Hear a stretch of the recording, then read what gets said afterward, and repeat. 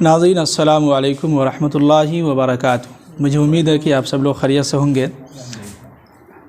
नाज़रीन, आपको बतला दें कि पिछले साल भी रमज़ान में जो है यही समझिए कि बच्चों के साथ और जुमा के दिन जो है नौजवान के साथ हाज़िर होते थे और मकसद यही होता था कि बच्चों को भी सिखलाना और हमारे साथ जो है नौजवान सब भी, इन लोगों को भी कुछ सिखाना और हमको भी कुछ सीखने को मिलता है। सबसे अहम बात यह है कि इंसान को कुछ सीखने को मिल जाता है, तो ये सबसे अहम होता है।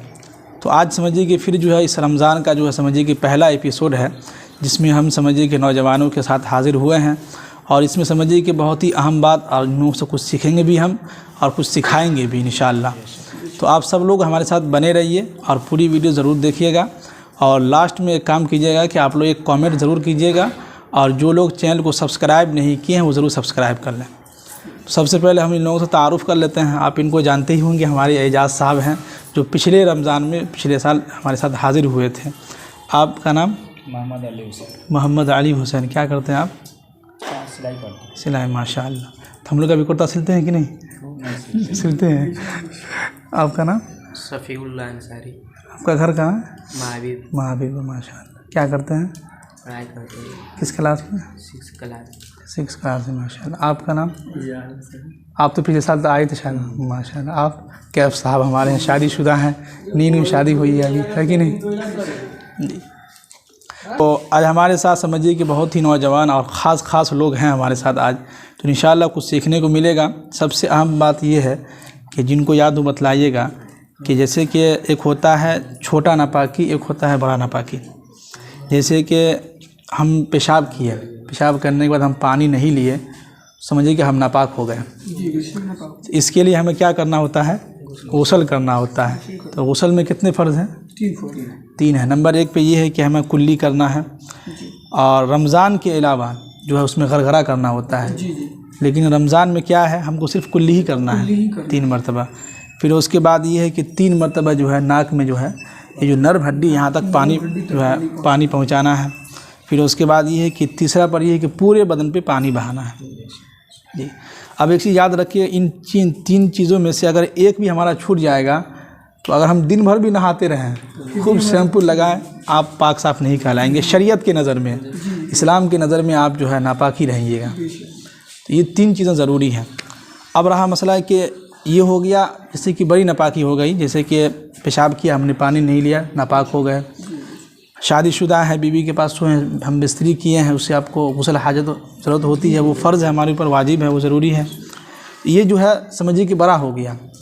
छोटा नापाकी ये है जैसे कि हम पेशाब किए, पानी भी लिया, तो ये हम नापाक नहीं हुए, बल्कि हमको नमाज के लिए वज़ू करना होगा।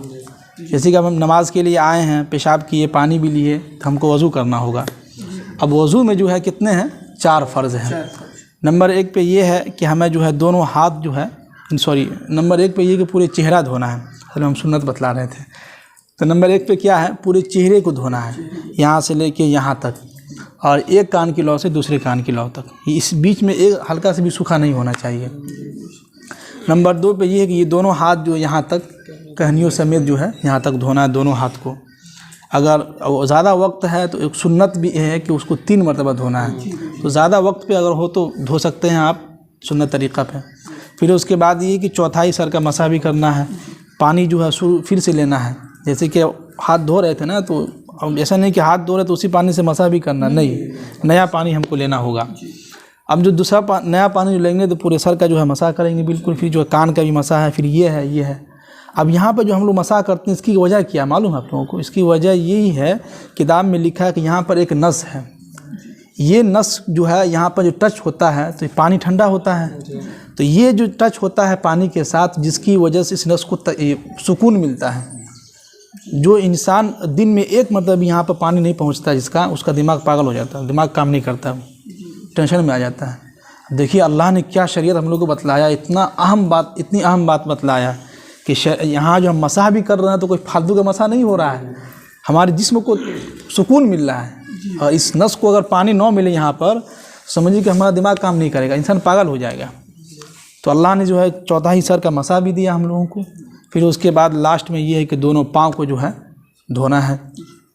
ये हो गए समझिए कि वज़ू के फ़राइज़।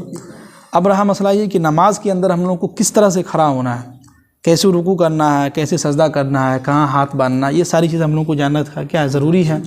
ऐसे तो आता ही होगा सब लोगों को, लेकिन हम अपने आप को भी हो सकता है कि हमारे अंदर गलती हो तो आप लोग बतलाइएगा, है कि नहीं। तो सबसे पहले ये है कि हम लोग जब जैसे कि अब तो खड़ा तो नहीं हो सकते हैं, जैसे हम इमाम के सामने या अकेले नमाज के लिए खड़े हुए, मान लीजिए ये दोनों पाँव है, फिलहाल तो हाथी है लेकिन मान लेते हैं ये पाँव है। अब दोनों पाँव के बीच में जो है 4 अंगुली इतना जो है कम से कम रहे। 4 अंगुली का डिस्टेंस। अब ऐसा नहीं कि गुस्से में आए इतना फैला दिए, इससे क्या होगा, बाजू वाला जो धक्के से गिर जाएगा वो। तो ये किसी को तकलीफ़ ना होनी चाहिए, जैसे कि हदीस में बयान हुआ ना कि किसी को तकलीफ़ नहीं पहुंचनी चाहिए। हाँ, ये सबसे अहम है कि आप सारी ज़िंदगी नमाज़ पढ़ रहे हैं लेकिन दूसरों को तकलीफ़ दे रहे हैं, तो क्या फ़ायदा। क़यामत के दिन वो इंसान गरीब हो जाएगा, गुनाह भी कर रहे हैं, तो क्या फ़ायदा। तो इतना जो है समझिए कि पाँव का जो है बीच में खाली रखना है, ठीक। और कोशिश रहे कि पाँव की अंगुली जो है किबला की तरफ, ऐसा नहीं कुछ लोगों को देखते हैं ऐसे रहता है, ऐसे किए रहता है, तो ऐसा करना सही नहीं है। ये पाँव का 5 अंगुली जो है हमारा किबला की तरफ होना चाहिए, ये सबसे अहम हो गया। फिर उसके बाद जो अब नियत, अब जो हम हाथ उठाएंगे नियत बांधने के लिए, तो कई लोग ऐसे उठा लिए जल्दी में आए, तो ये नहीं होना चाहिए। ये हमारा पूरा ये दोनों हथेली जो है किबला की तरफ होना चाहिए, ये पूरा ये जो है, और ये जो है हल्का सा यहाँ पर कान के नीचे जो है टच होना चाहिए। ये क्या होगा कि तीनों हदीस पे हमारा अमल हो जाएगा। तो क्या है कि ये दोनों हाथ की हथेली को जो है किबला की तरफ रखना है सामने, ऐसे नहीं कि ऐसे आए मान लीजिए, बिल्कुल सीधा होना चाहिए। अब जब इस तरह किए तो फिर जो है हमारा हाथ यहाँ बांधना चाहिए, और ये तीनों उंगली जो है इसके सामने होना चाहिए, और ये दोनों उंगली से इसको पकड़ लिए, तो इससे क्या होगा, आप जो गिरिएगा भी नहीं। जो हड्डी हाँ, उसको वहीं से ये दोनों, ये जो हड्डी है ना यहाँ पर, इससे और इससे दोनों को जो है दोनों उंगली से इसको जो है पकड़ लेना है, और ये तीनों उंगली हमारा सामने होना चाहिए, समझ गया। तो ये हो गया। बाकी उसके बाद जो है सना है, अल्हम्दुलिल्लाह है, उसके बाद कोई सूरत मिला के आप नमाज को मुकम्मल कर सकते हैं पहली रकात। अब हमको जाना है रुकू में, तो रुकू में जाने के वक्त जो है एक बात याद रखें कि ये जो है इसको ऐसे हम पकड़ें, अगर ऐसे कीजिएगा तो आप गिर जाइएगा, फिसल जाएगा हाथ। और ये हम नहीं, हदीस में भी यही है, अल्लाह के नबी ने फरमाया कि जब तुम रुकू में जाओ तो ये उंगली को फैला लो, इससे क्या होगा कि हमारा ये मजबूती से पकड़े रहेगा, कोई अगर धक्का भी देगा तो नहीं गिरेंगे, है कि नहीं।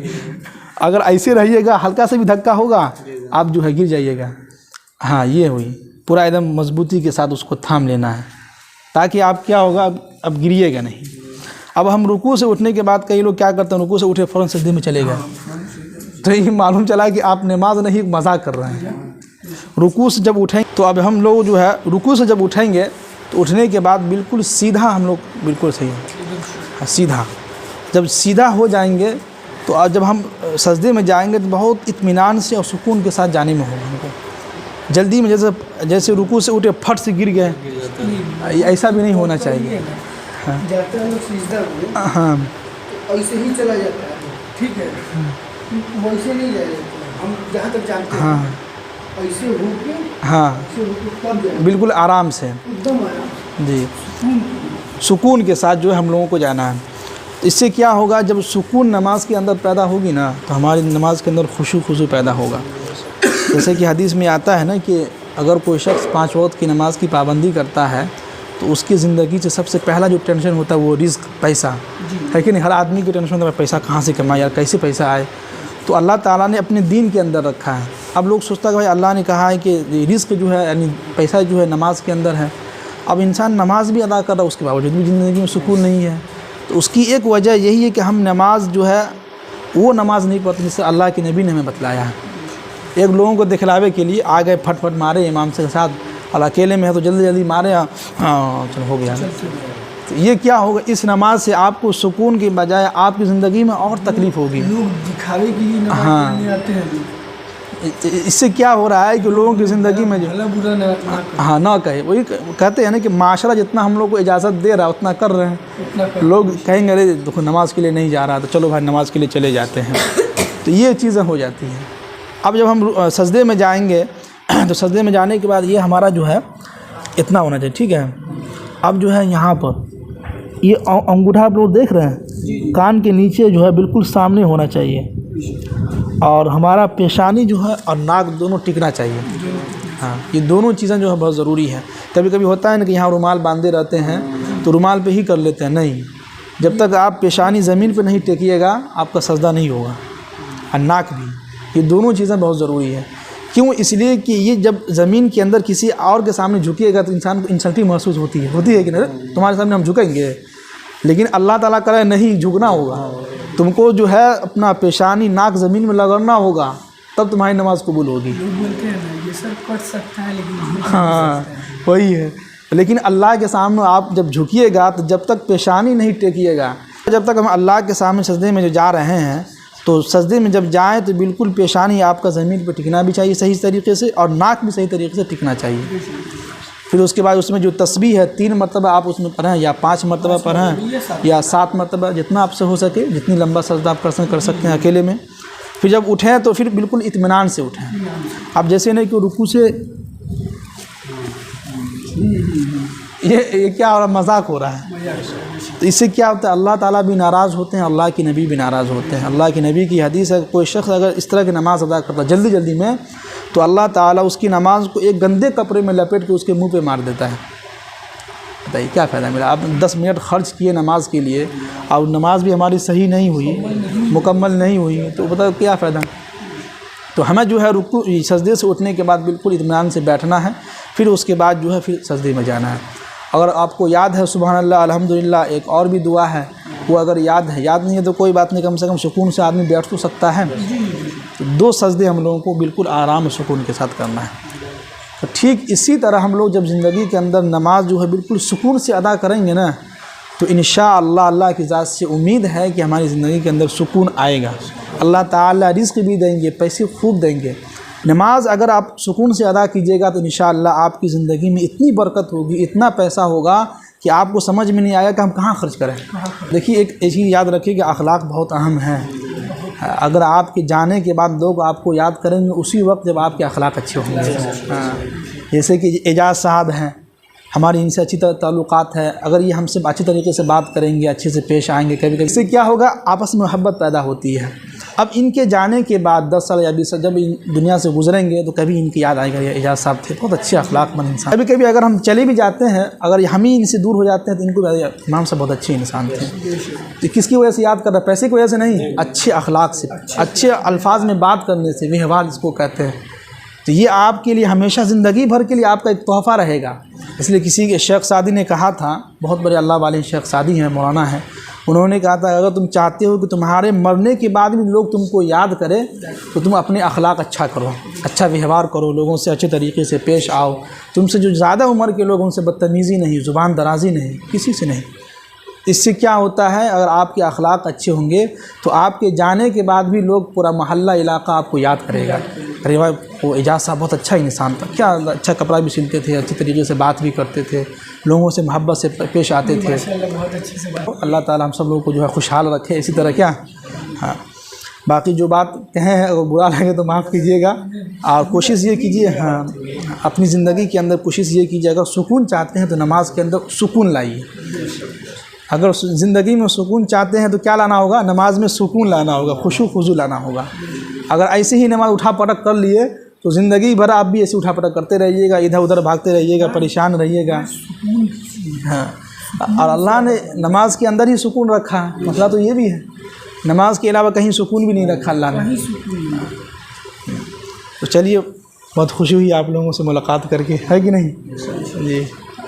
और जो बातें कहीं उस पर अमल भी कीजिए, अगर हमारी तरफ से कुछ तकलीफ़ हो तो माफ़ कीजिएगा, और कोशिश ये कीजिए कि हमेशा खुश रहिए, है कि नहीं। किसी से तकलीफ़, दिल के अंदर हसद, कीना कपड़ रख के क्या फ़ायदा, कुछ भी नहीं होगा। किसी कहने वालों ने कहा है, हसद करोगे दिल के अंदर तो कुछ भी नहीं पाओगे, और दिल के अंदर हसद को पाक रखोगे, खुश रहोगे तो अल्लाह बहुत देंगे। दूसरी कोशिश ये कीजिए, हम लोग देखते हैं माशरे में लोग जो है कोई मसला होता है, दीन का मसला किसी से पूछ लेता है। इससे क्या होता है, हाँ, जब इससे क्या होता है कि आप गुमराही की तरफ चले जाइएगा। जैसे कि मान लीजिए हमारी तबीयत ख़राब है, अब ये जो है टेलर हैं, अब इनसे जाके पूछ रहे हैं कि हमारी तबीयत ख़राब है, बुखार में कौन सी दवा खाएं, ये बेवकूफ़ी वाली बात है कि नहीं। ये कहेंगे हाफिज़ साहब पागल तो नहीं हो गए, हम टेलर हैं, हम कपड़ा सिलते, हमसे पूछिए कपड़ा कैसे सिला जाता है। उसी तरह दीन के मामला, दीन का मसला जो हम आलिम उलमा से पूछेंगे, लोगों से पूछेगा तो आप गलत रास्ते की तरफ चले जाइएगा। उलमा को अपना रहनुमा बनाइए, जो भी मसला हो फ़ोन करके हो आ सकते हैं तो आइए, या फ़ोन करके पूछ लीजिए। तो नाज़रीन, आपने देखा हमारे जो है साथी लोग जो है बहुत कुछ इन लोगों से सीखने को मिला, और हम भी इन लोगों को सिखाया। अच्छा लगता है इन लोगों से मिल के, और बहुत कुछ सीखने को हमको मिलता है, इन लोगों को मिला भी होगा, हमने सिखाया भी है। तो बहुत खुशी हुई। चलिए आप इजाज़त दीजिए, फिर इंशाअल्लाह जो है अगले वीडियो में आप लोगों से मुलाकात होगी। और नाज़रीन, आप लोग भी हमें इजाज़त दीजिए, फिर इंशाअल्लाह अगली वीडियो में कल जो फिर बच्चों के साथ हम हाज़िर होंगे। और हमें इजाज़त दीजिए। अस्सलामु अलैकुम व रहमतुल्लाहि व बरकातुहू।